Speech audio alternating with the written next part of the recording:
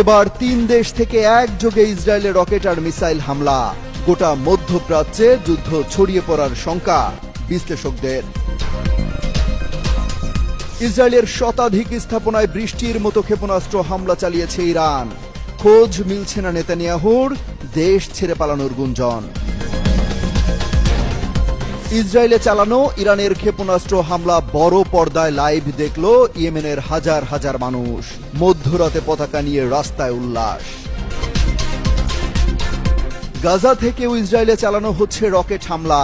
টানা ক্ষেপণাস্ত্রের আঘাতে চিরে চ্যাপ্টা অবস্থা তেল আবিবের।